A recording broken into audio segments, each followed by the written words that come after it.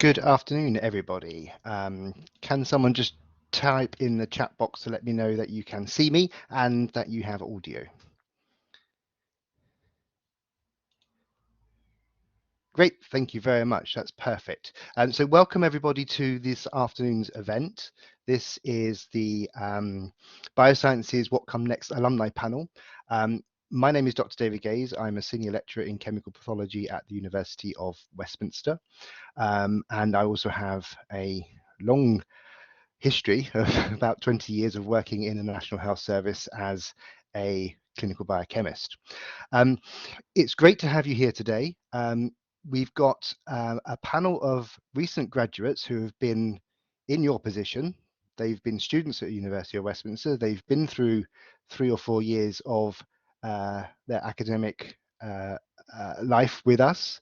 And it's great to see them progressing into career options, either in a linear or non-linear fashion.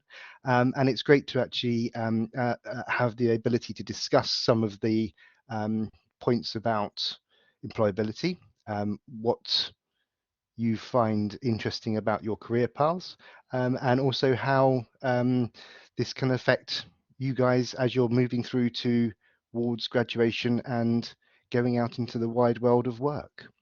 So just before we start and introduce the panel, I just wanted to have some housekeeping for you.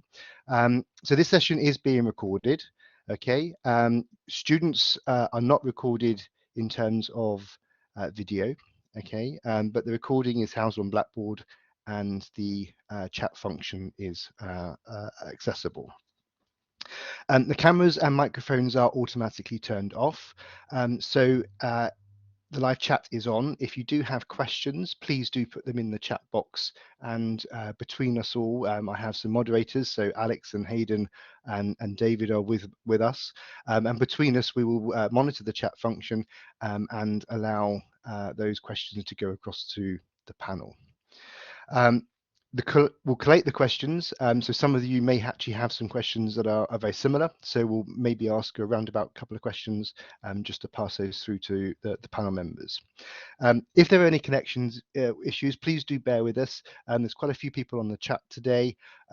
So do hang in there just in case maybe you lose a bit of connection.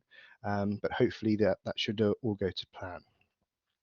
Okay, so without further ado, I'd like to ask the panel members if they would please turn on their cameras, and we'll go around and introduce the members. Unfortunately, one member of the panel is not available to be with us this afternoon due to a family emergency. So Abuki Gunn is, I'm afraid, not available. So Abuki is a senior scientist in the National Health Service. So I'm afraid that we have lost one member of the panel. However, we still have a very great panel to engage with. So maybe if I start off, could I ask Orlando, if you're there, to maybe introduce yourself? Yep. Hi, everyone. I'm Orlando. I graduated last summer in biomedical science. I'm currently working for Abbott Diabetes Care as a graduate technologist. What I do basically is sample our clean rooms to make sure they're not contaminated, and then I run risk assessments on those samples that we take on agar plates. I got this role through a recruiter, previously working in a COVID lab just after graduating, but I'm actually going on to start a PhD in Exeter in September. Great, thank you, Orlando. That's perfect, and well done for that. That's good news. Great to hear. And on the second member of the panel is Sharon. Hi everyone, my name is Sharon. So I graduated Westminster back in 2017 with biomedical sciences as well. Then straight after I went on to studying Masters of Physician Associate, and also graduated and qualified in 2019. And then soon after that I started working in primary care, which is GP surgeries, for now around 2 years. Yeah. Great, thank you very much. That's perfect. Thank you, Sharon. And last but no means least, we have Bradley Moon. So hello, I'm Bradley Moon. I'm a recent graduate. I graduated in 2020 from the BSc Biomedical Sciences course with Sandwich. So I took a placement during my time at Westminster. I now work at Adam Brooks Hospital in Cambridge in the histopathology pathology department, and now training towards my specialist in cellular pathology whilst I'm there. Thank you. Great, thank you, Bradley. So welcome everybody to the panel. That's great to have all of you on today. I hope we have a really good session and we get some great questions from the current student population. So you've sort of outlined there the components of your degree and what your general roles of what you're doing now. I've got a couple of questions I want to put to you first before we move to some of the student questions. Okay, so again, this is open to all of you. So how did you feel your experiences at Westminster helped you to find employment after you graduated and left us and went into the big wide world?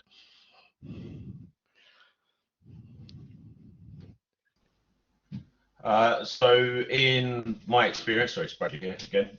In my experience, it was the links that the university had in the first case. So they introduced us to a lot of specialists or speakers that would come in and talk to us about employability, places like public health. Some clinical scientists from Broomfield Hospital would come down as well.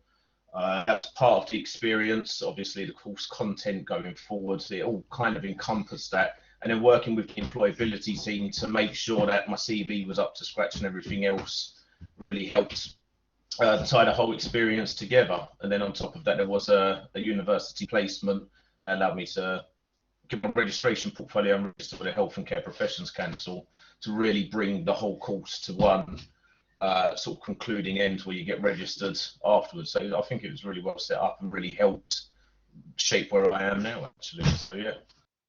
Good, thank you. And Orlando, is that a similar experience for you? Yeah, absolutely. I didn't do the sandwich course, so I didn't have that year of experience, which I think I'm now doing afterwards. But I think the Employability Award was really good. That's been quite a good talking point in any interviews I've had. And also I did the academic mentoring, which was with Westminster, and that was really helpful. I've got a really good connection now with the person, with my mentor. And she was really helpful to find careers and provide references and everything as well. That's great. And you're taking that through, so your mentoring process is with you, even though you've now left Westminster, you're still in contact with them. Oh yeah, I contact her about once Great. a month still. Yeah. Fantastic. That's good to hear. That's good. And Sharon, what's your experience from Westminster? Yeah, so I think biomedical sciences is a very broad, degree, and it was only just initially I wanted to become a biomedical scientist, but then my thoughts have changed. I wanted to have a career change, and what helped me kind of point to the right direction was I had a meeting with my personal tutor, and that just had discussed my concerns and introduced me just briefly about like physician associate. I did my own kind of research, quite like the aspect of the role, but I think for more of a general kind of experience in terms of helping you find where you kind of the direction you kind of want to go, I think the modules studied in the biomed kind of helped me solidify what I liked and what I didn't like. Yeah. Okay, that's great. Actually, that preempts my next question, actually, which is, how do Westminster help with understanding what directions to go into?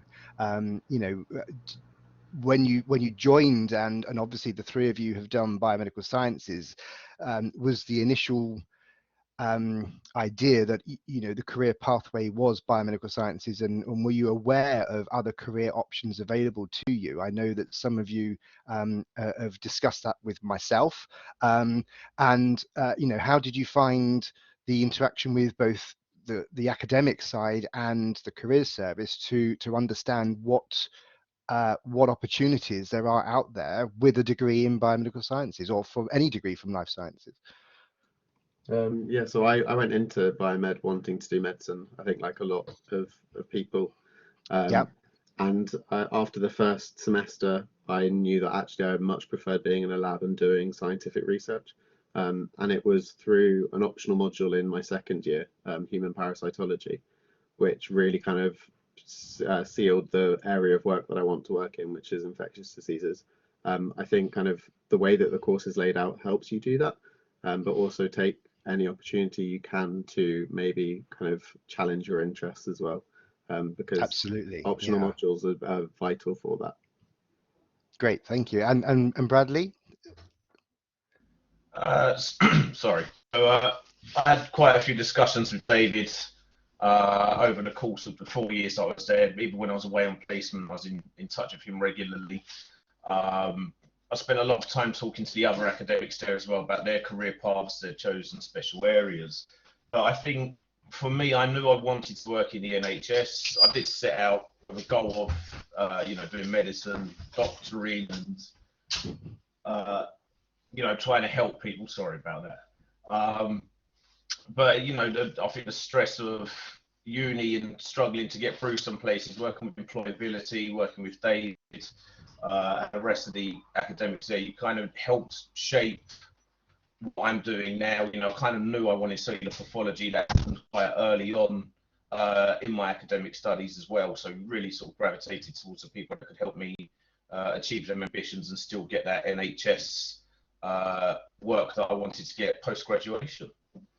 There's a lot of work there. I've done a lot of work with the employability team as well. Like I said, they really helped with interview preps and things like that, which I still use the same techniques now when I go for interviews and when I do interviews, to make sure that I've got as much behind me as I can to make sure that I've got work going forwards.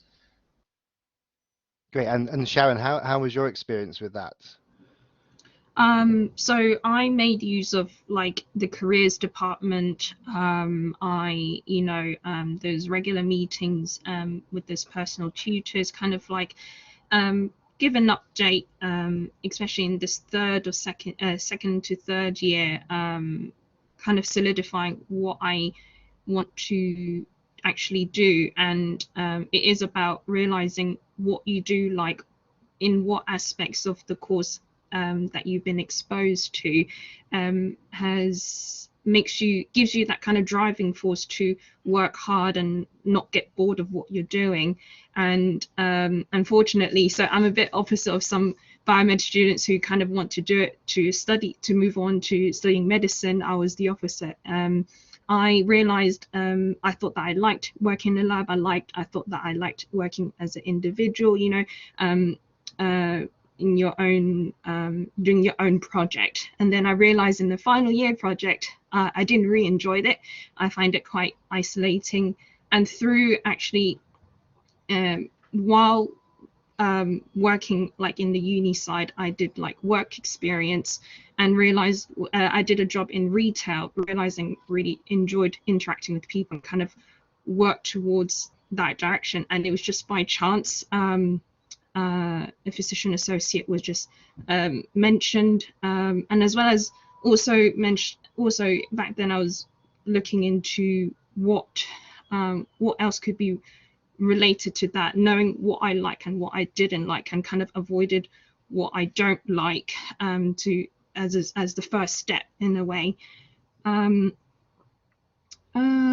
So can I just ask then, I suppose, at what point in your years at Westminster were you made aware of the physician associate roles and the fact that there was an MSc course for that?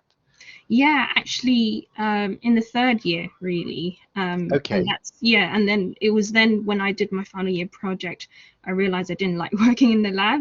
And that's when I reached out to the careers department, kind of wanted to know what other kind of jobs that could be applicable, biomedical sciences kind of degree could be applicable to other jobs as well. But mostly it is about I didn't get the grades to go into medicine, or that I initially thought that becoming a doctor wasn't really for me. And then hearing about physician associate, where you are kind of taught medicine, you're practicing as a clinician, and you're able to equally help patients figure out management plans, suggest medications, which is, I guess, you're working like a doctor, but you're not really called a doctor. But then the difference is that you've been supervised by a doctor, so you're not. In back then, I didn't felt like I'll be thrown into like the complete deep end, all responsibilities on you as a doctor, which is what I liked about physician associate. Yeah, good. And there's a couple of questions that are just coming up now from some of the students. So then one of them was from Giovanna, and that was, how was the 2 years of study for the PA? Was it intensive, and how was that different to what you experienced as an undergraduate? And what's your, you know, day-to-day experience as an MSc student? Yeah, so any student who wants to go into physician associate, I would recommend to going to any open days, and then you will, one of the first things you'll hear, or you speak to anyone who trained as a physician associate, it is really tough. But then there are other factors that make provides a driving force. It is really the passion to learn about medicine. So I guess relating to biomed modules, it's learning about pathophysiology, the physiology, what goes wrong, what is usually going right, okay, and I think also knowing a bit of like the lab side of things in biomed, you know, knowing about sensitivity, specificity in tests is quite a good kind of foundation as well, learning that aspect. Yeah, so it is quite tough. I'm not going to sugarcoat it, but then it is doable. There's like around 2,500 PAs working in the UK currently in the NHS, so it is doable, but know that you're going to go for a ride. Sure, yeah, absolutely.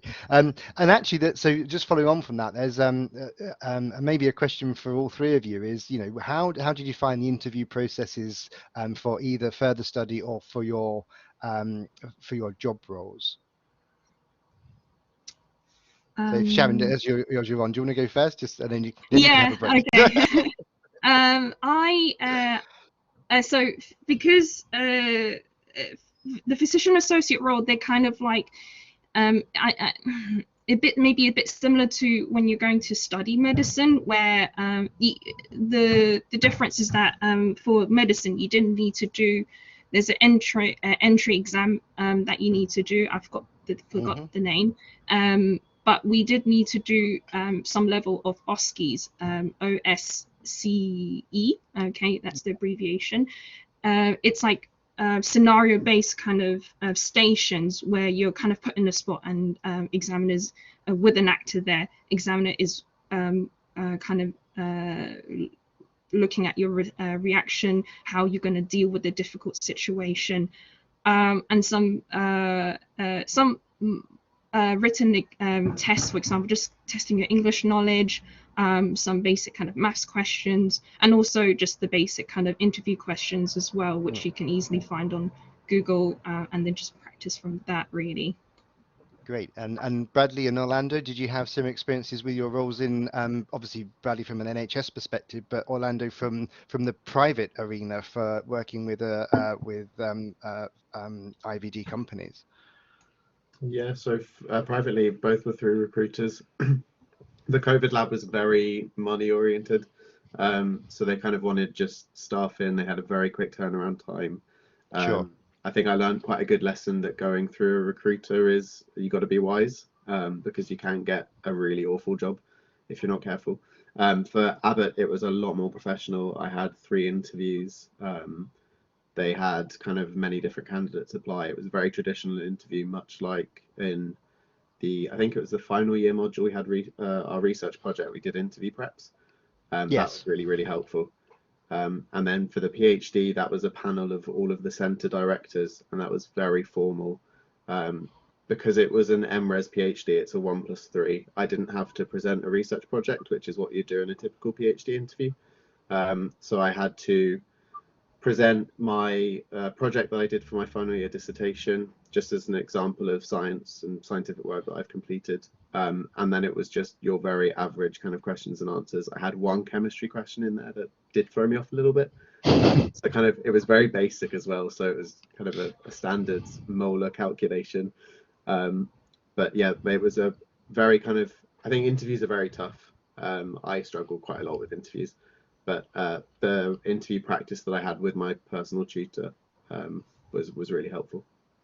Good, excellent. And Bradley, what's your experience been? Where I know you've been through, you know, a number of interview processes for jobs, and also, you know, from even when you took your placement option, you had an interview. So, you know, you started before most people would do because not even graduating yet.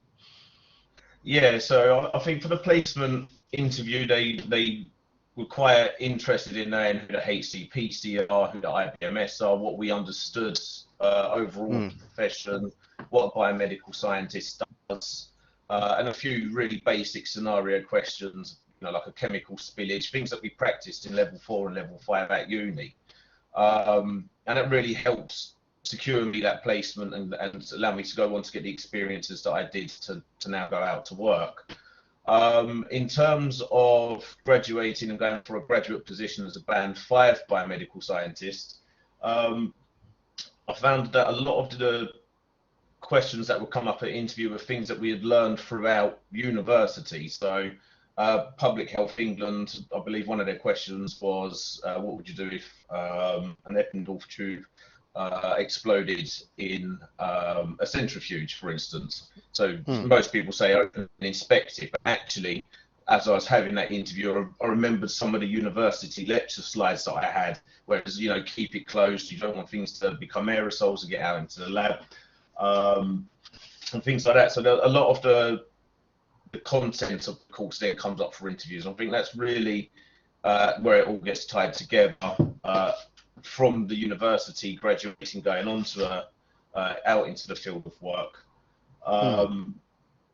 They asked a lot about reasoning why you want to go into the NHS, why you want to help people, that kind of stuff as well. But it was more about health and safety, more of the science behind what we've done. So for me, because it's histopathology, it's a lot about how we use immunohistochemistry and special stains and H&E staining, how they work, how they can be used diagnostically, but nothing more complex than what you'd learn at university. So I think again, the university really did help sort of prep us for that.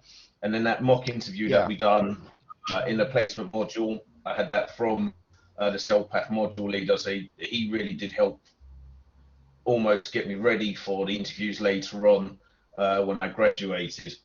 And then again, I had a couple of mock interviews with the employability team too, and they were sort of scenario-based questions, and it kind of tied it all together and really helped prepare me going out for the NHS, where they'd ask very similar types of questions for actual jobs where you earn money at the end of it. So it was quite nice and easy. Good. Okay, thank you. So I'm just looking at the chat. There's a couple of questions which I can also help with answering. So Sarah's just asked about, you know, at what point should we start preparing for a CV? There's never ever a late point. Okay, start from beginning. Okay, start now. You should have a CV from the moment you start university. Okay, and it's important that you revisit your CV. You know, don't think just because it's in a module, it's a requirement, it's done and dusted, you forget about it. A CV is a revolving activity, and I'm sure the panel will agree, is that as soon as something is of relevance to what you're doing in your working life, put it on the CV, because otherwise you'll forget about it if you then revisit the CV in 6 months, a year's time, things like that. You know, keep a portfolio of your activity, CPD, any courses you attend, anything you attend outside of your taught aspects of the course. If you go to any events which are associated with the Westminster Employability Award, any lunchtime seminars, just record the activity and a journal of your learning and your employability skills, which will help you with formulating those type of answers. Luciana's just asked a question there, looking at specifically the year-long placement and obviously gaining HCPC and IBMS registration, are we able to apply straight away to Band 5 jobs? So again, as you graduate, you are absolutely in that category, because you have graduated with a accredited degree, you have the IBMS portfolio registration, and you will then, along with those two components, be put onto the HCPC register after your graduation. So yes, absolutely, that is the point of doing that. And there's a question here. Let me just see if I can move down the chat. I'm just losing the mouse. So a question for Sharon. What in particular did you not enjoy regarding the lab that led you to become a physician associate? So you know, what was the sort of, what was those points that sort of changed your mind from what you thought you were going to do? Sorry, so was it that what I didn't like working in the labs? Yeah. Oh, okay. It was isolating. I think I think it's just imagining what it would be like if I was to work in a clinical kind of research team, or and I think I initially, I think reading about and reading into, like, if after you become a biomedical scientist, you may not do a lot of like the actual lab work that we have actually taught, you know, the gram stainings, or like certain things like that. Is a lot of it is automated using machines now, because just of the load of like tests that you just, NHS that just needs to just go through testing. But otherwise, in terms of getting down to it, I liked working in the lab in terms of like, you know, in the researching for your final year project. It was very interesting, but I think I can only do that for a very short period of time, and I know that that's not going to be sustainable. Yeah, so it's more of, I think, imagining if that was my working life, I need to do that from 9 to 5. I won't be, I need that kind of human interaction for kind of time to pass, I think. That was my mentality at the time. Okay, thank you. And I think, you know, when you're doing research projects in laboratories, that's very different to working, say, as a diagnostic laboratory staff. So myself and Bradley have both been in that scenario, and again, you know, you're working in a multidisciplinary team, a large number of colleagues. So yes, it's slightly different from the perception that maybe you have had at university from a research perspective with your final year project. Okay. And again, so some students may wish to think about, you know, possibly doing masters with or an MRes, or even possibly going straight through to a PhD, where there is that situation where you'll be working alone, and it would be maybe a bit more isolating compared to what you would do in a diagnostic laboratory. So just looking through some of the questions, are coming sort of thick and fast now. So there's a question here from one of the biological sciences students. Unfortunately, the other candidate on the panel was a biological sciences student, so unfortunately we can't have a sort of an opinion from that perspective. But the question is, how important is accreditation for lab work and research jobs?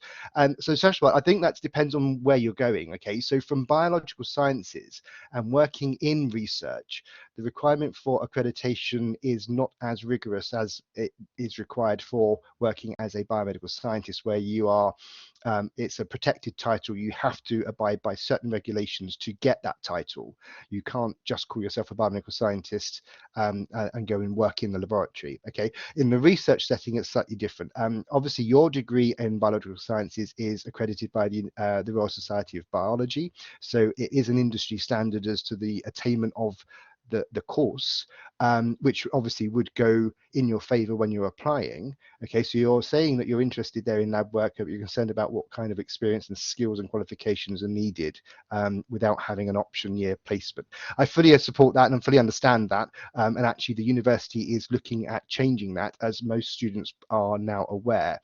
The life science courses are just going through a revalidation process, and whereas biomed only had the option for the sandwich on a particular course, all life science courses will now have an option for a year-long placement between levels 5 and 6. So sadly, those of you at level 6, I'm afraid that sort of it's bypassed that option, but certainly those of you in the younger year groups will have those options as you migrate through from 5 and 6 upwards. Again, sorry, just losing my mouse here. So, and again, a couple of other questions are sort of popping up, and I'm just going to summarize them in sort of one for the panel. And that's, you know, what sort of experience and extracurricular activities helped you rather than just the academic interaction with the university, and not so much, you know, just the you know, the sort of the advice from the career service and going to practice interviews. What other things helped to sort of direct you towards where you wanted to see yourself in the future from being at university, from the whole experience, if you like? So maybe if we hand over to Orlando first. Yeah, so I didn't have too much experience through uni because my second year was the start of COVID and my final year was spent completely working from home. I really wanted to do kind of an internship over the year between second and final year, but because of COVID, I couldn't get anything. So I decided to just keep my job at Waitrose, which is my part-time uni job, work through uni, and then when I graduated, get some experience, because I did find that through my PhD applications in final year, most of them were rejected because of the lack of experience. So yeah, I wanted to kind of work through and get more. I also did miss out on a year and a half of lab experience through uni as well. So I think that probably didn't help. Yeah, I think that is reflective of a lot of people, you know, that's happened in the last 2 years. You know, the pandemic has had a major impact on things like that. You know, other courses in other departments and other schools where, you know, they could have maybe online activities are very different to life sciences, and we appreciate the fact that, you know, experience does come from the fact that you want to be in the laboratory, you want to be in the place of work, and, you know, it's a very practical skills based discipline to work in. That said, the employers are also of the similar ilk, because they know that that's what's happened. You know, I've been speaking to employers who say, well, you know, we understand that students haven't been in the laboratory for the last couple of years. They know that you know, maybe the skills that you would have acquired because of having those activities are maybe not as good as they should be, but they're allowing for that. They understand that when, you know, when they're interviewing students, that they know that that's happened. Okay, and so again, a couple of questions are coming up, and it's sort of there's a theme here of, you know, how is it different from doing 3 years where you don't have the ability to do any activities, but what can you do with the knowledge you have? And also, I suppose, in a way, like you said, Orlando, you know, you worked in Waitrose. You know, it's not related to the job, but how do you bring that into understanding the requirements of the job and your experiences from outside of life sciences, if you like, to do work in that particular area? Yeah, so I think I can hear it. I don't know if that's me. There's a bit of feedback there. Yeah, I'm not sure where that's coming from. Yeah, weird. I think for me, the experience and everything we were taught during that did help me for my jobs at the moment. All of the actual clinical skill, even though I did this online lab experience, I had learned the theory behind it, but that was really helpful. My sounds is echoing. It is a little bit. I'm not sure what's going. Do you want to maybe put your microphone off and see if it will restart it or something? Okay, try again. Not so much. I think it could be, David, if you mute while Orlando speaks. Try that. Any better? No. I might rejoin. Yes. Oh, that's better? That's better. Okay. Yeah. Cool.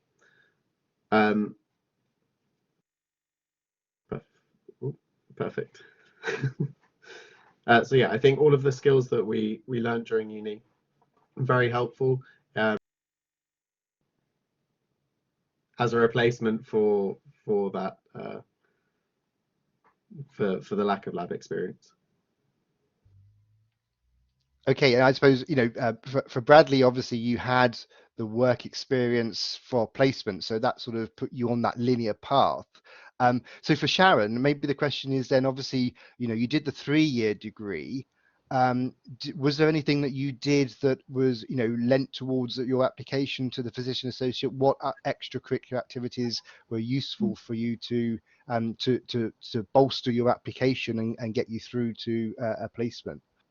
Yeah, I would, my advice is, you know, to say all work experiences or even any experiences you have in uni is not, you know, it won't be useless because they are still experiences, whether working in Waitrose, I did a retail job like in this pharmacy, you can just expand on, you have improved communication skills, teamwork, and then anything specific that could be valuable to the post that you are applying for, you know, trying to use that as like the main heading in a way, and then expand on that. I would even include any kind of volunteering, not necessarily for maybe in my field, like not necessarily volunteering like in a hospital or something like that, but it could just be any kind of mentoring you've done in uni, societies that you've joined that you have taken up like a role of like the leader of the society. You know, those are very valuable skills. You can really try to maximize, expand on that. I mean, for me, all I kind of based on when I applied for the Masters for Physician Associate, I don't have any volunteering kind of work experiences at all. All I just kind of based on was the retail job I've had and also the degree mainly. So I kind of in a way persuading, telling them that the reason why I wanted to become a physician associate was I really enjoyed the social interaction with customers, and then you know, saying that with my customer kind of service kind of experience, it will be handy when handling with patient expectations, you know, really trying to think deeper about what you have done and expand on that, make that relatable, applicable to whatever you're applying for. Yeah, great. Bradley's nodding there. Did you want to add to that, Bradley? Yeah, so I participated in 3 extracurricular areas whilst at uni. So that was more in person before the COVID lockdowns. One of them was being a digital ambassador for the unit when we had the iPad project. I kind of put that on to prove that I was IT literate and that kind of stuff. Also was a head course rep for biomedical sciences, so voice for the students when we go and engage with the academics and the registry and have formal conversations about the course and you know, what students were hoping to get out of the course. And then I was also a friend of Arriving New Student, the fans project that you have at level 4 when you first sign up. And that allowed me to learn how to engage with people in a slightly different dynamic and show that I could take charge of a group of people and show them around. And I put all of this onto my CV. And now, and actually, I've applied recently for a job with the HCPC as a registration assessor for international students, and actually used a lot of the extracurricular stuff to tick the boxes of what they was asking for in that application. And I also include them in all the applications for the NHS because they want to see these managerial skills that you might have, leadership skills that sit behind you, especially in a large hospital. And that you are computer literate. There's a lot of data protection acts, GDPRs behind you. So having anything extracurricular that can, again, bolster your CV will definitely help going out into the world of work once you do graduate. So I definitely advise looking into seeing what the university are offering at the moment that can help improve your CV if you haven't got some of these things there for you already.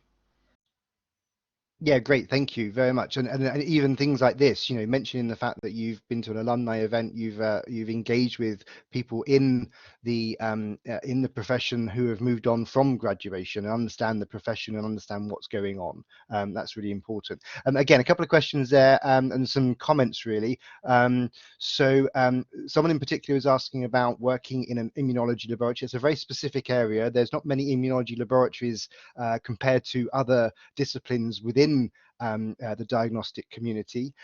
However, if you are adamant you want to go through that, just be aware that the registration portfolio is not discipline specific. So to get registered as a biomedical scientist, you can work in any discipline and then you can move into another discipline after that. So the requirements and the evidence you supply to get your registration portfolio you use from your own individual area. So if you're working, say, chemistry, then you would do the same thing.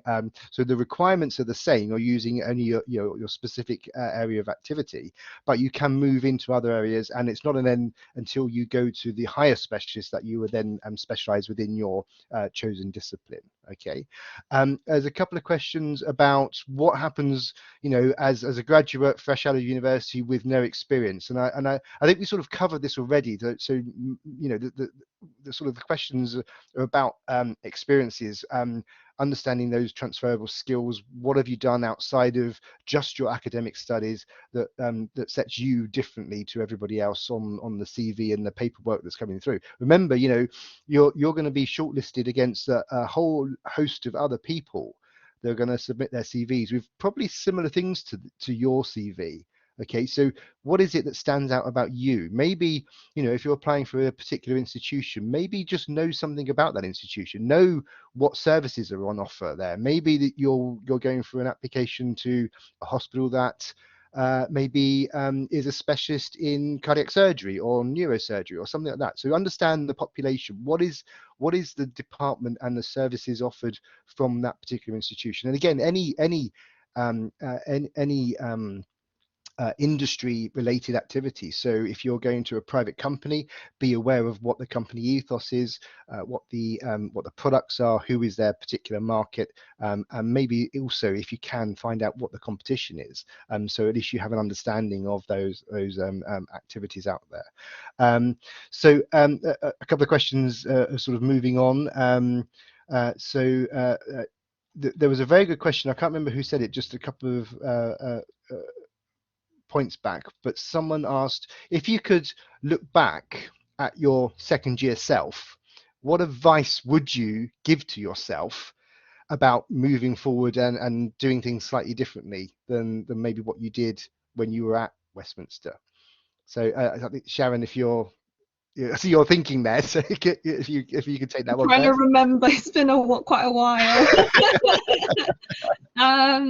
I honestly, I think I would. The only thing I would say, I don't think I would change anything, because if it wasn't going through the experiences I've had, the thought process, the struggles, even if it's the mental breakdowns, having a bit of a crisis, like, oh, what's my career going to be like? I know that I don't like working in a lab, but what am I going to do next? If you don't go through that, it doesn't put you in a position or seeing your future in a perspective. It'll be different, I believe. So in the second year, I started working in the retail job, working in the pharmacy, and I think it's just living presently, focusing presently, more than worrying too much about the future, because lots of people can have career changes, or things pop up in life and just kind of spark something in you. I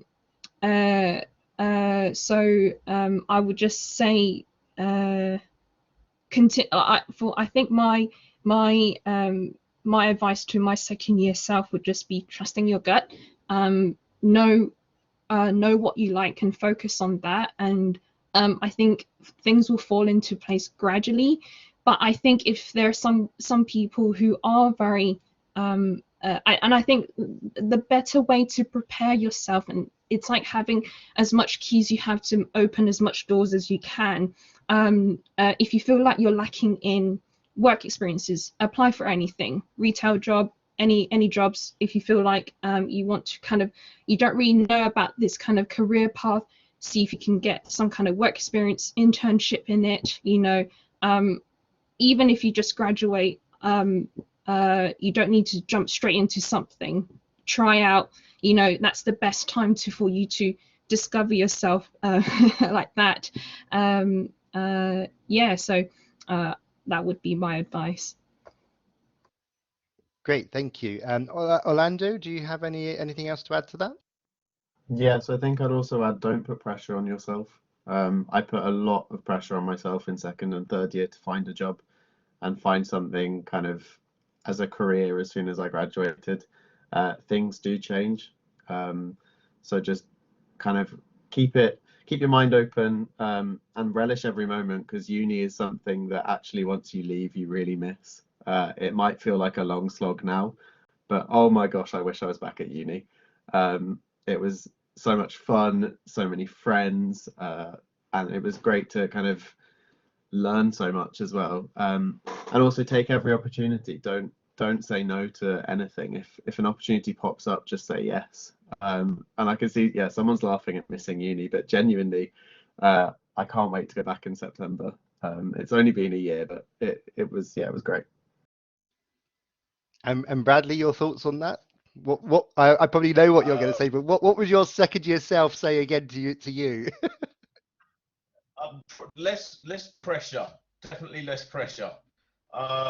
You know, there's a wealth of experience and happy memories that you build at uni, and I put a lot of pressure on myself for exams, which, don't get me wrong, are incredibly important. I'm not going to be dismissive of exams, but you know, sometimes just take a break. You know, if you've worked hard, if you've done all your studying, if you've read the same chapter 3 times, you've read it one time too many. You should be able to, you know, extract the information that you need and then put a book down, move on to another subject. So between level 4 and level 5, the best advice I gave myself was to plan my workload. So sit down, what modules have I got? What am I studying week by week? And I would typically then read ahead. So I'd say read ahead by a week or two, because then you can go into a lecture with already an idea of what's going on before you get there. And I'd say continue that throughout university. But I think personally the best thing to do is enjoy it. Enjoy your time, enjoy meeting people, enjoy going off for dinners, drinks, whatever you're going to go and do, other activities. You're in central London, go and enjoy it as well. You know, you've got 3 or 4 years there. It's not all just going to be about a degree. It's about the experience you carry away with you. So that's what I would have said to myself back then. I mean, I did enjoy myself, but I probably would have enjoyed myself a little bit more, perhaps. Yeah, that's absolutely right. And I think, you know, it's understanding that fine balance between, you know, all work and no play, and actually getting that balance correct. And that's something, you know, we've all taken through in our careers. You know, we're all working at the coal face of the front of the pandemic. You know, the elephant in the room is COVID is not over. We're still in that particular process. I suppose that sort of leads on then. How when obviously when you left, certainly for Bradley and Sharon, when you left, it was pre-pandemic. Orlando, you left during the pandemic. For you, how did your particular roles change, and what was the influence and impact of COVID on what you did day to day in your routine jobs? So I can start first, maybe. I graduated into the end of 2019, and you know that was when there were some few cases in the UK, but not into lockdown yet. And so after I studied the masters, I took, you know, a holiday, a proper few months break before started working, and I started working in the GP at the peak of COVID, early 2020. So I haven't had the experience of comparing what was it like working in as my role pre-COVID or and during COVID. But there were definitely challenges, but I think it applies to anyone who's working as a clinician in the NHS. It's just less face to face, all is done on like mostly on telephone, video consultations like that, and some of the senior colleagues I've spoken to, they found it challenging because of that. Even though it may be easier, so you can just hang up a bit quite quickly, for patients to not just kind of carry on talking. But still, there could be other challenges of making clinical decisions. But otherwise, yeah, it's like mine is like that. Yeah. Okay, and for Bradley? So COVID kind of changed things for me a little bit. So I actually left finished uni during at the end of the first lockdown. So between the first lockdown and the second lockdown. So the plan was originally to go into histopathology, back where I'd done my placement, and go and work for them and build my way up to a specialist and wherever the future will take me. But COVID kind of ruined them plans because the cancer pathway got shut down a little bit. The diagnostic went over to COVID. So I had to change what my plans were. I had to adapt to the situation that was around us. So I ended up applying for a job at Public Health England. Again, it was the uni that actually put them over to us. And I hated microbiology when I was at university. It's probably my least favorite subject. So to go anywhere near virology, microbiology, it was the worst idea I thought that I could have. But getting into Public Health England and seeing the work that they do, and then seeing how quickly I progressed through that. I mean, I worked up to COVID laboratory supervisor towards my end of the time there.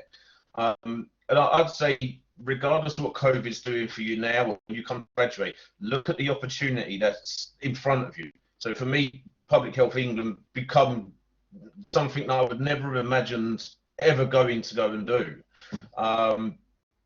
It was by far one of the best things I've ever done. I still miss working there. I had a fantastic team around me, and I learned an awful lot from them. So if you don't get a placement because of COVID, or a lot of placements are out there, or if you're about to graduate and you haven't got that experience, it doesn't mean that these things aren't out there for you to take. So I think the opportunity for what is present at the time. You might go, oh, I don't want to do that job.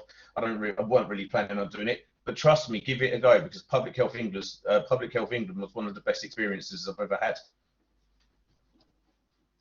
Great, that's fantastic. And Orlando, how's your experience been from the commercial sector regarding the impact of COVID on your job and how that's perceived in the industry?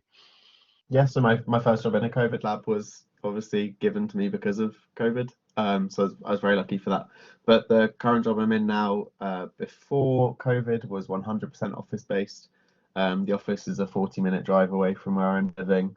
Currently now it's 60% work from home, and that's kind of the way it will be forever now. The company is able to hire kind of, I think, double their staff and realize that they can keep most of them working from home.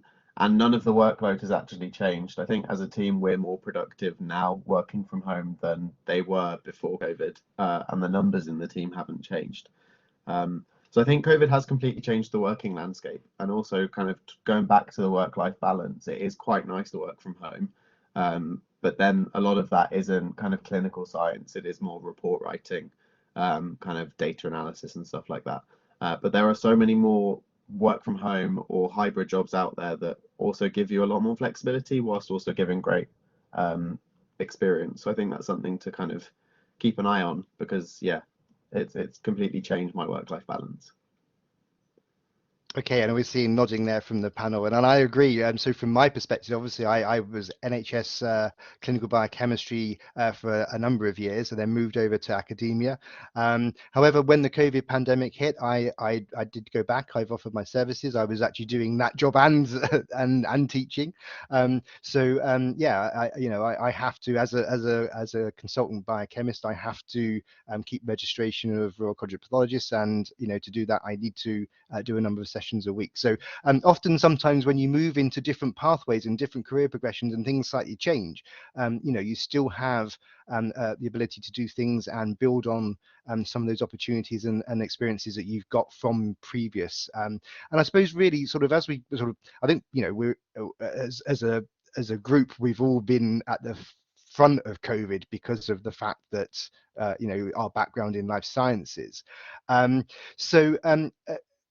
I think sort of moving forward, you know, there are opportunities in lots of things. And as Orlando said, you know, the working landscape has probably changed for everybody, and including those in the laboratory. You know, it's, you know, at the time, you know, the reporting clinical biochemist didn't need to be in the laboratory. The, you know, technical staff were to run the assays, but you didn't need everybody in at the same time. And it goes, you know, with maybe the higher management of biomedical sciences not having to be in in the laboratory 24/7. You know, you can work from home. And I think one thing that the pandemic has done, and certainly from an NHS perspective, is allowed more flexibility with working, and understanding also that technology is out there to allow us to do our jobs remotely, as we're all experiencing. Just again looking, so there's a couple of questions coming through. One is directed to me. How long did it take to get to consultant level scientist? Oh, many years. So I have a medical background, so I did a very traditional route. So although I'm a member of the Institute of Biomedical Sciences, I did a clinical route, and I did the very traditional way of going into pathology, where you went through each discipline. So that's slightly different. So for now, for Sarah, the question really is how would you get through to clinical scientist level now? You would go through the STP training route. Okay, so the STP is scientist training program for the NHS, is run by the National School. There is information online about that. The applications tend to be around about end of January, February time on a cyclical basis. There is a common core training program for all clinical scientists, and then discipline specific training as you progress through those processes. They take people from all different backgrounds. So some students have gone through simply from graduating with maybe a first class honours. Others have got MScs, others have got PhDs. Some have worked as biomedical scientists for a number of years, and then decide to maybe switch role and go into the clinical training program. There's different ways in which you can get through to that. And Camilla has just put on there, how do you complete that?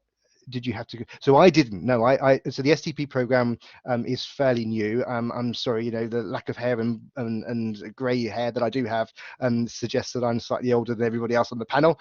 Yeah, so my route is very different, and actually having a medical degree is slightly different in the training process than it is for scientists. Okay, a couple of questions back. There was a couple of questions about finance, and I suppose really that comes probably to Sharon and to Orlando, because obviously you're both. So Sharon, obviously, how was finance done for your immediate masters, and Orlando, how is finance happening with your PhD? So maybe Sharon, if you go first from, you know, immediately graduating and moving on to the master's program.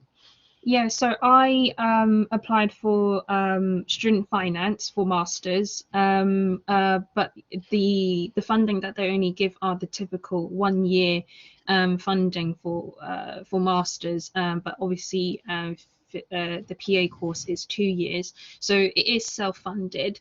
I was in a very lucky position where my parents could help me, but then I had other colleagues who actually, you know, took the first year of, you know, after graduating, they wanted to kind of like save the money, work to start working, and then save it.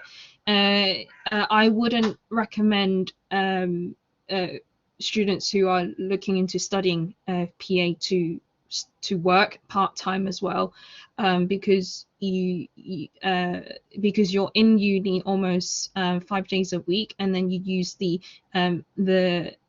weekends to revise, make notes as well. Any free time you have that you don't, you're not in lectures, usually you use that time to practice physical examinations as well. so it will be very, very tough. Although there were some of my colleagues who did some tutoring on the side, but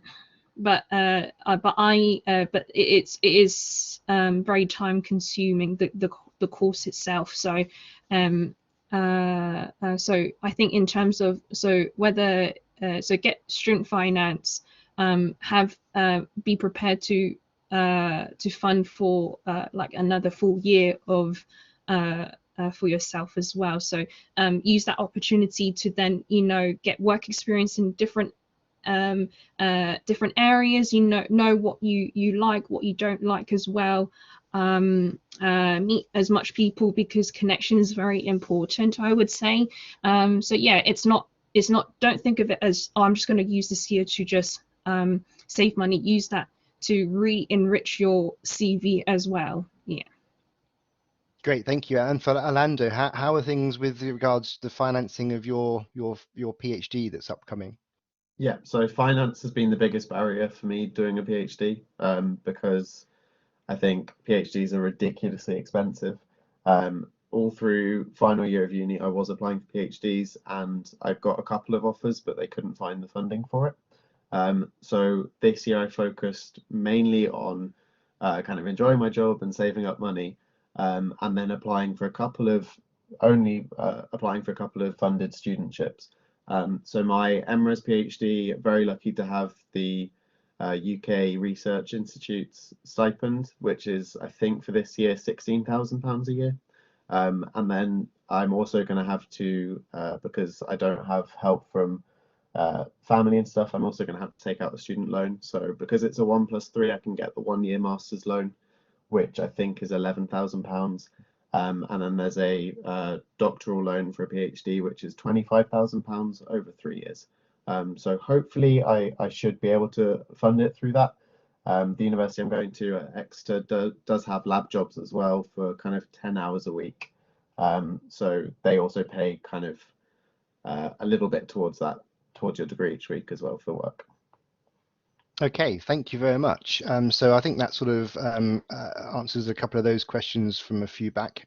Someone's asked what it's like to be a lecturer. That's quite a good question. So for me, I think that the thing is, I'm slightly different in other lecturers that you have at university, in the fact that they've had a very academic progression from even graduation. So I remember graduating and then going off and obviously doing clinical work. Many of my colleagues that you have been taught by have done their undergraduate. They've either maybe done a master's or gone straight to a PhD, maybe have done a postdoc for a few years, maybe have gone abroad to do that in certain areas because of collaborations, possibly.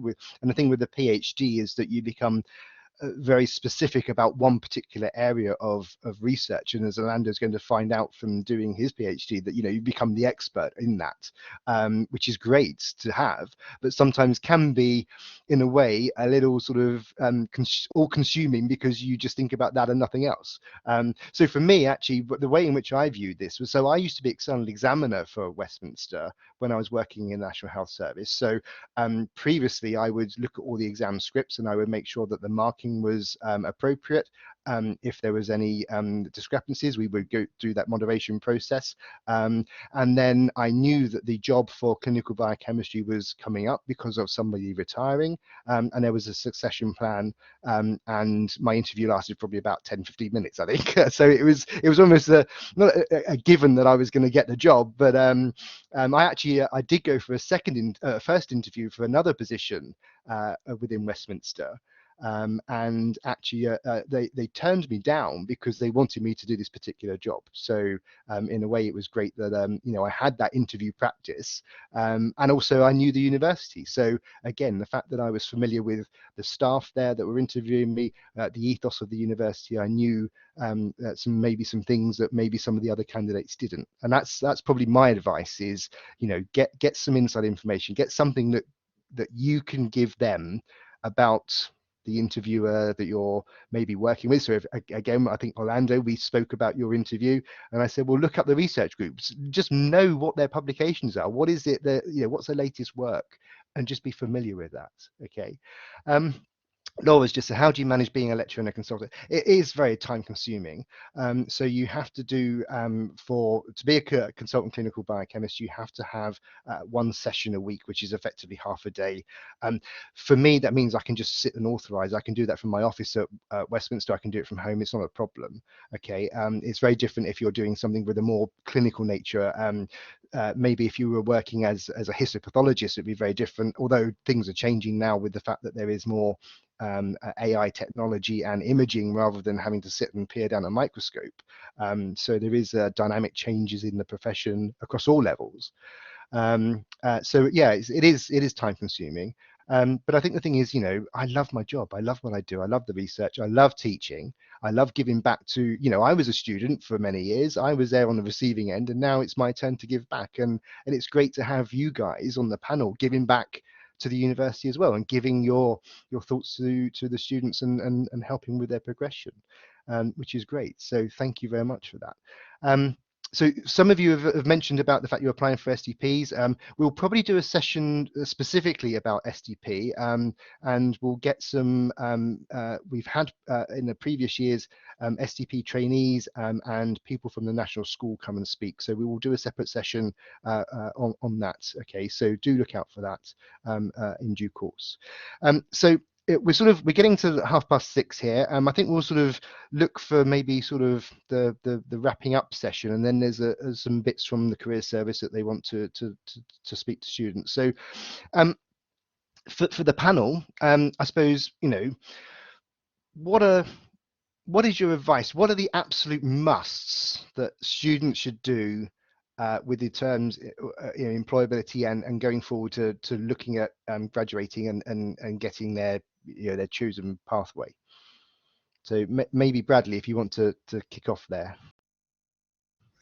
I think the absolute must is to engage with the course, understand the content. You're there to learn primarily the knowledge that you'll take forward into your career. So if you're not reading your textbooks, if you're not looking through your journals, if you're not studying, you're not really doing that side of university right. So I'd say that's the first thing that you need to be doing. Absolute must. Second of all, working with the employability teams, for me, that was absolutely invaluable, and the academics. I certainly don't think I would have been doing quite as well as what I am now without the help of uni behind me and teaching me these things. And start thinking about where you might want to set off your career. I think that was, for me, it was quite obvious where I wanted to go. I wanted to be in cellular pathology, histopathology. I wanted to be in the lab. I had my own set of objectives that I was working towards, and I made sure throughout my time at uni I was gearing myself towards that. I'm not saying have a firm choice in your head, definitely what you want to do, but have some ideas about where you might want to go, and then think about what the university's got for you that can help guide you in that direction. So for me, it was a lot of conversations about where I wanted to end up. I definitely want this, I definitely want that. My project is all based around immunohistochemistry and cellular pathology. I made sure that was the case because I wanted that as part of my interview tactic when I went out to histopathology. So I've already got this experience. Speak to the employability teams about placements and potential internships for the summer. Try and get some experience behind you.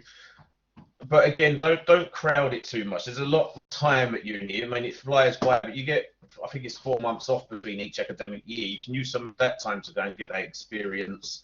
Not necessarily a full year, but just something behind you to go out and have that on your CV as well. I think if you've got it, it definitely helps. But if you haven't, it's not going to be the end of the world when you go out into the workforce afterwards. There'll still be work for you.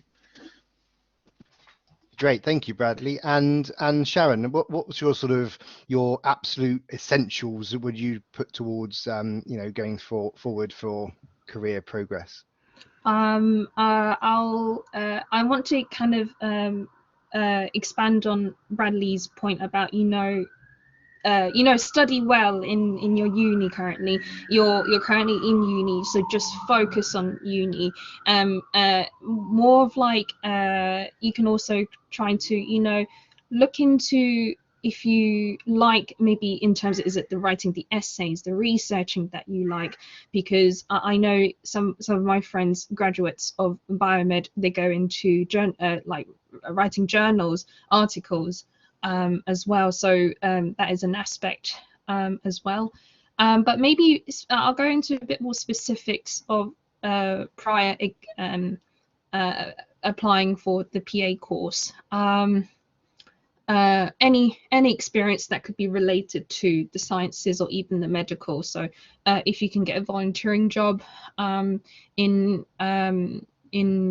hospitals, any kind of people skills that you can have, because I guess think of it in a way, anybody could study medicine. You just learn and you apply the knowledge in a way, but it is sometimes it is about handling patients' emotions, expectations like that. So so I would maybe, if you can't get a job in a volunteering job or internship like that, you know, go into somewhere you can build on your people skills.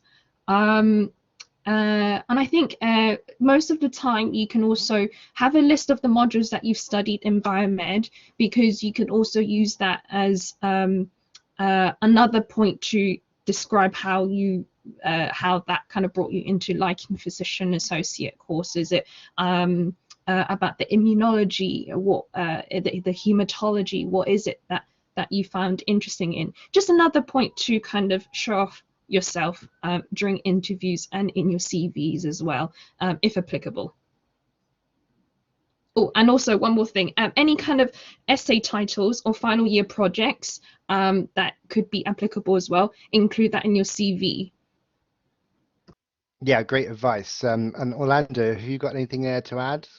Yeah, so I think make sure your CV's targeted. It takes a lot of time, but for each job you're applying for, they're all going to be different roles and different jobs.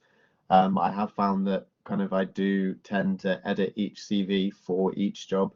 It is a lot of effort, but it's definitely worth it, and it does help in the long run. I think also during the summer between my second year and my third year, because I couldn't get experience, I did some online courses. So I did London School of Hygiene's COVID-19 course. It was just kind of their novel research as it was coming out. It was really interesting. I did the Harvard edX malaria course, and they're both on my CV. The malaria course was quite long. I also did the University of Tel Aviv's virology course. They're both quite long courses. I think they're about £50 each to get the certificate. They took kind of a good 30 hours each, but they were definitely worth it in that 4 months of the summer break to have that kind of, I didn't waste this and have a complete holiday. It was really good to put that evidence down. There's no kind of application requirements to do those courses. They're free to do for most of them, and then if you want the certificate, you do pay kind of the fee, but they're really helpful as well, and they've been good talking points in interviews for me. Yeah, absolutely. That's great advice. So thank you very much for that. And I do agree with that. You know, any of those extracurricular courses where if they're free or you do have to pay some amount towards getting the certificate, they're great for your CV. And as you said, talking point for interview, because you've taken something to the interview that they wouldn't have had, everybody else wouldn't have had. So, or very unlikely to have, which is great.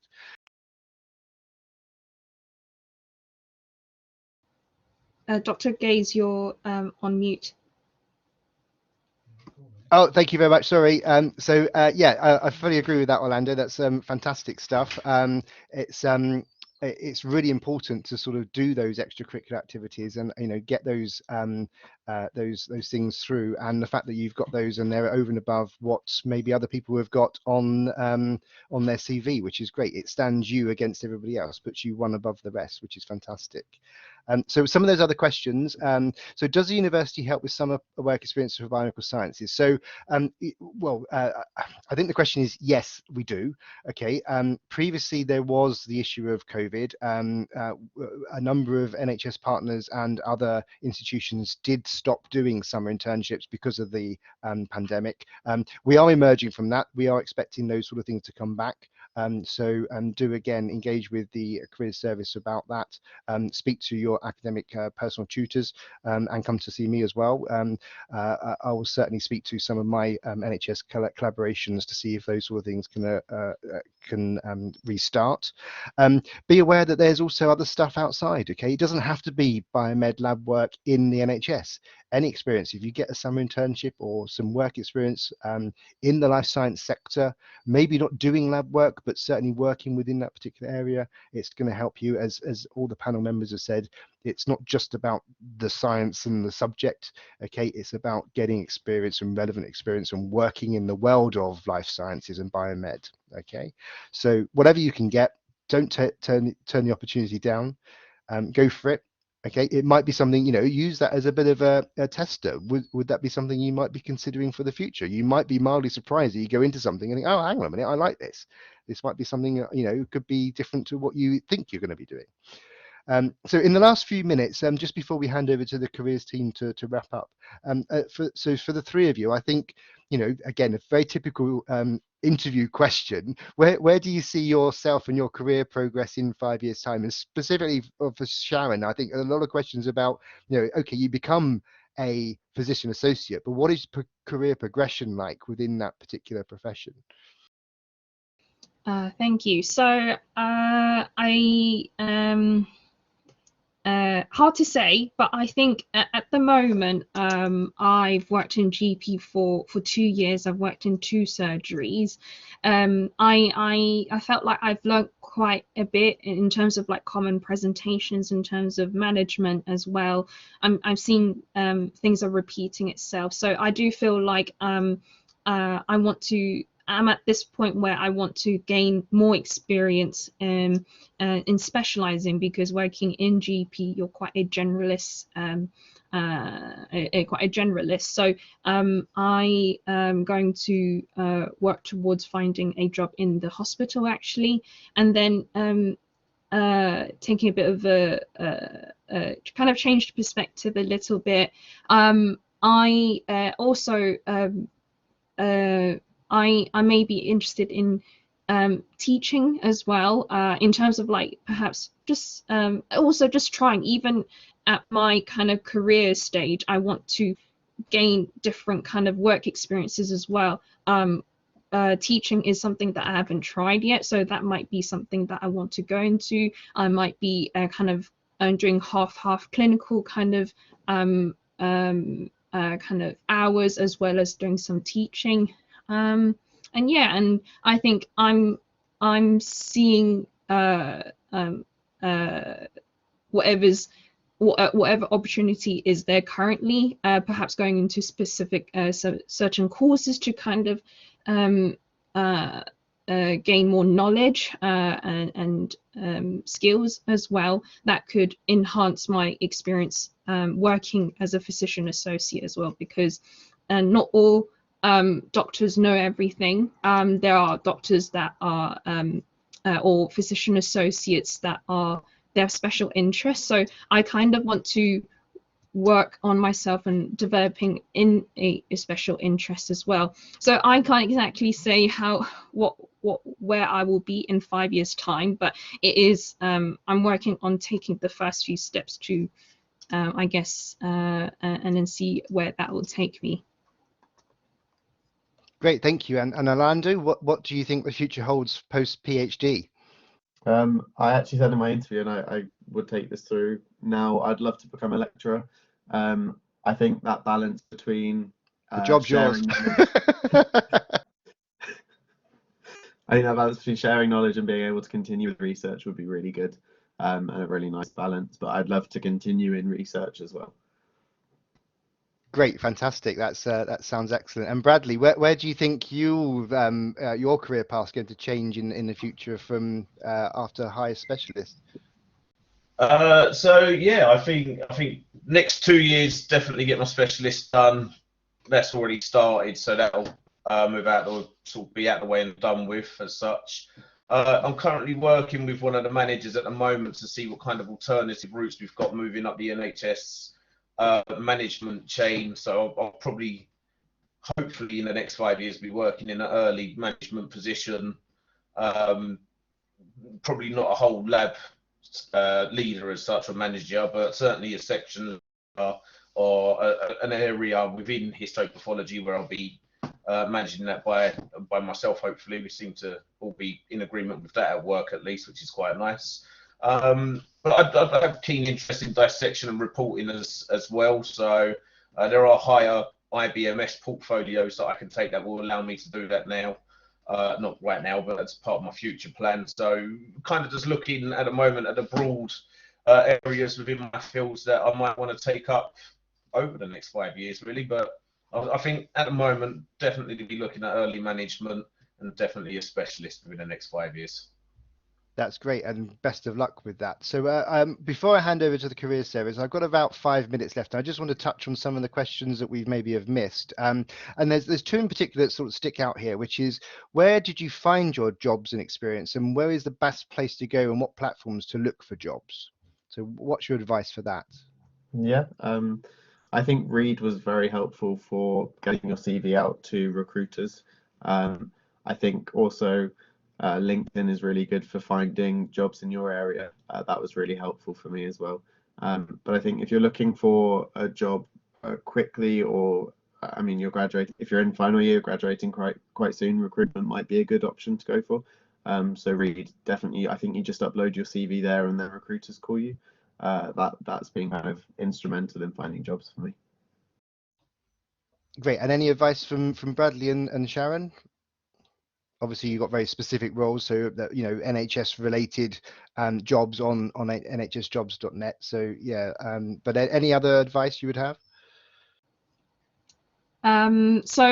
Jobs for physician associate, I got mine through NHS jobs, but I think maybe speaking for people who for students who are applying for the for the PA course, I've later on I've left a website for like as part of like student resources to look into. It's the Faculty of Physician Associates. I would recommend going onto the Becoming a PA page, where you can find a list of the unis that have the PA course currently in the UK. And then another thing to look into with that is that there could be PG Dip kind of courses instead of masters. Main difference, I'll keep it brief, is that masters, you do a dissertation, and that's mainly it. And with the dissertation, oh,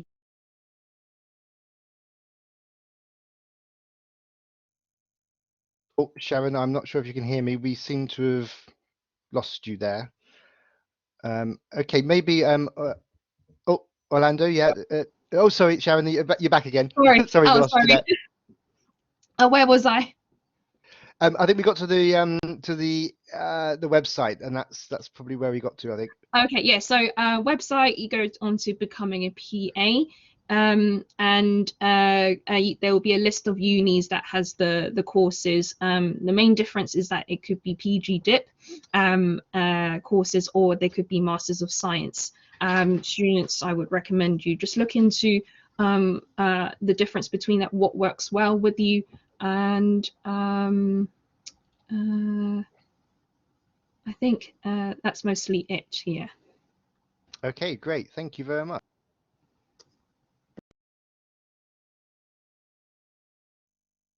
Oh, David, you. Thank you, Bradley. There's a question for you, Bradley. How long did it take to get registration after graduation? And then the final question, again, is probably open to all of you, is how difficult was it to get a job after graduation? Because most people want to see a couple of years of experience. So how would you deal with that situation? So Bradley, first to you. You could probably answer both of those. So in terms of getting registered, I got registered during the pandemic. So there was a lot of communication issues that had just happened because of that, everyone working remotely.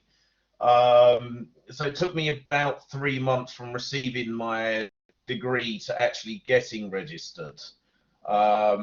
Typically though, and I think they're working back towards that, it's sort of back to 3 weeks at the moment. And I think the HCPC are aiming to get back to a 10-day post. So once you've got your degree transcript, 10 days after that, you should be able to get registered. But at the moment, it's about 3 weeks. So the next question, David? So I've lost you. So, sorry, the next question was, obviously, you know, some people won't have a number of years experience. So how difficult is it to get a job after graduating if you don't have experience? Okay, so I work with people who have no experience. I'm actually working with someone that was at Westminster with, and she didn't do a placement. She had no lab experience, and so she took a low banding job, so a medical laboratory assistant band 2 job, which she didn't need any experience for, but she had an IBMS accredited degree behind her. She's been there a year. In that time, she's had 2 progressional pay jumps and responsibilities. So she went band 2, band 3, band 4, and because of her degree, she's a solid investment for an NHS trust because they're not going to have to pay for a degree to train her up to scientist level. And so she's just moving now into a trainee biomedical scientist post. And I've seen this a few times. I've got people there with PhDs or masters who are looking for experience, and everyone's the same. If you've got a degree behind you, you'll definitely be able to get a job, especially in pathology at the moment. You know, everywhere wants good quality staff with a good degree behind them. So I wouldn't worry too much about not having experience. It's about how you portray yourself when you come forward for a job interview. Show your knowledge of, you know, health and safety, the positions you're applying for, you know, what interests you about that role, and they'll do all the training for you anyway. So I wouldn't worry too much about a lack of experience due to COVID. I think it's work out there. Great, thank you very much. And Bradley, as always, the last word there. So we've got to just gone 5 to 7. So thank you for your time, and I'm sure that the students will show their appreciation on the text about having the interaction with you guys. It's been fantastic. Great to see all 3 of you. I'm really pleased that you're getting on well in your professions, and thank you for your time.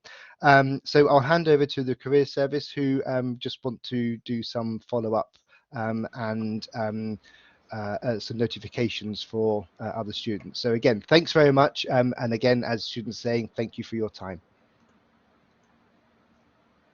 Hi everyone. Just give me a second to turn the camera on. Can you see?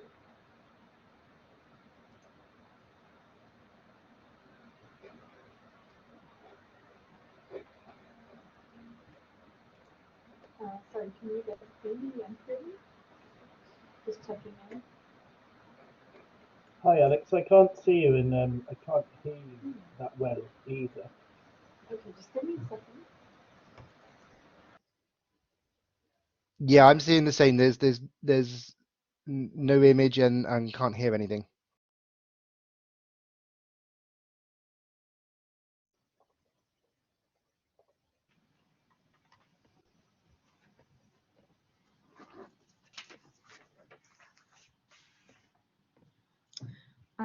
Okay, so you should be able to see me now. I'll just. Yep, that's great. Thanks. We can see you, Alex. We'll also share these slides with you. So if you need to drop off at 7, then don't worry. You'll get this as an email. And thank you, David, for chairing the panel. It was really fantastic. And thank you so much to the panel for speaking. You gave a lot of really good advice. And yeah, I'll just share a few resources. My colleague Hayden will put some links in the chat. And if you have any questions, feel free to reach out to us. And yeah, so the Graduate Outcomes Survey is a survey that runs 15 months after graduation. you'll be reached out to via email and maybe even via phone. And it's basically just a survey for us to assess what career path students take after graduation, and if they were able to pursue their interests, and how university has helped them with pursuing their interests. Sorry. Next slide, you can see that about 43% of graduates from the School of Life Sciences goes into human health and social work activities. So just if you're curious, you can look into this even further, and we'll share the slides. So you'll definitely be able to look into this. And now some other resources. So we have an event series called What It Takes. It's an event series that runs each academic year. We have 10 events each year. And unlike What Comes Next, it's open to all students across the university. And so it's not course specific, and it's mostly around employability. However, there's a few events that are focusing on topics like resilience or imposter syndrome, for example. We've actually just wrapped up the ones for this year. But if you go on to the next slide, sorry, not the next slide, but here you can click onto the YouTube link and then access the videos and watch them again. So you can still watch them, and they're resuming in October again. So yeah, watch out for them. And then we have another service called the Ask a Mentor service, which is basically a one-off session for you to connect with a mentor and discuss a topic that you're interested in, or if you have a question, or just have a chat about where you'd like to go in your future, and they can just help you with it. And I personally would recommend it because I just graduated last year from Westminster, and I got an internship through it. So I would really, encourage you to do it. And then we have the Westminster Working Cultures, which is an initiative to support you with your extracurricular activities. We have 3 programs, which is the WWC UK, International, and the Professional one. The international one is unfortunately currently on halt, but it's mobility trips to cities like Berlin, Dubai, Hong Kong, Washington, DC, where you have the opportunity to get to know an unfamiliar, or what could be unfamiliar to you unless you're from that country, a working culture. And you can develop your skills, you can network, of course, with other students that you're on the trip with.